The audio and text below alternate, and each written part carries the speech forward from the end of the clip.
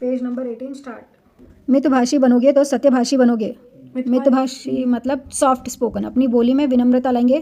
तो गुस्से में अपन कुछ भी बोल देते, सॉफ्टली बोले तो अच्छी चीज़ हम बोलेंगे, तो सत्यभाषी सही बोलेंगे। जगत में कहीं भी पवित्रता दिखाई नहीं देती। शरीर और वस्त्र जिस प्रकार साफ सुथरे रखते हैं उसी प्रकार मन को भी पवित्र रखना चाहिए। मनुष्य कपड़ों को तो स्वच्छ रखता है किंतु मन को स्वच्छ नहीं रखता। मन को बिल्कुल पवित्र रखो क्योंकि मन तो साथ साथ आएगा।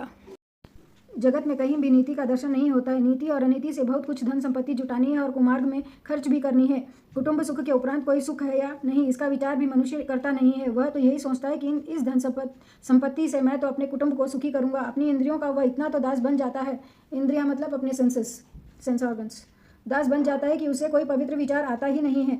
शरीर और इंद्रियों के सुख में वह ऐसा तो फंसा है कि शांति से विचार भी नहीं कर सकता कि सच्चा और श्रेष्ठ आनंद कौन सा है और कैसे मिल सकता है।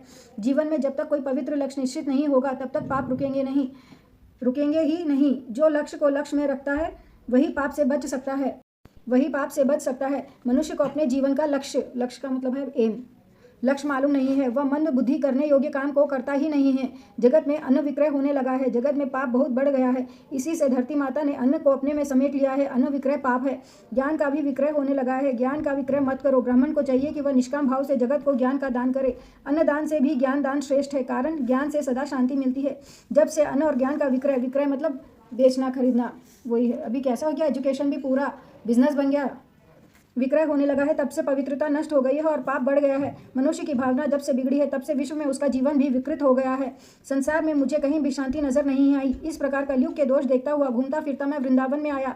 वहाँ एक कौतुक देखा, एक युवती को देखा। उसके पास 2 पुरुष मूर्छा में पड़े हुए थे। वह स्त्री चारों ओर देख रही थी। उसी स्त्री ने मुझे बुलाया था, मैं उसके पास गया। साधु पुरुष किसी स्त्री के पास नहीं जाते हैं, अतः नारद जी बिन बुलाए उस स्त्री के पास नहीं गए।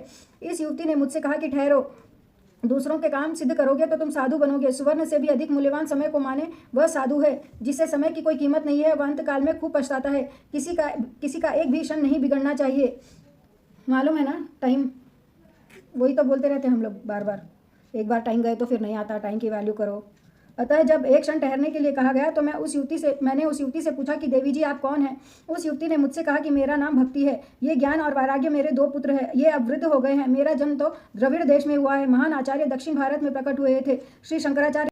मेरा जन्म तो द्रविड़ देश में हुआ है। महान आचार्य दक्षिण भारत में प्रकट हुए, श्री शंकराचार्य जी और श्री रामानुजाचार्य जी दक्षिण भारत में उत्पन्न हुए थे। Page number 18 समाप्तम।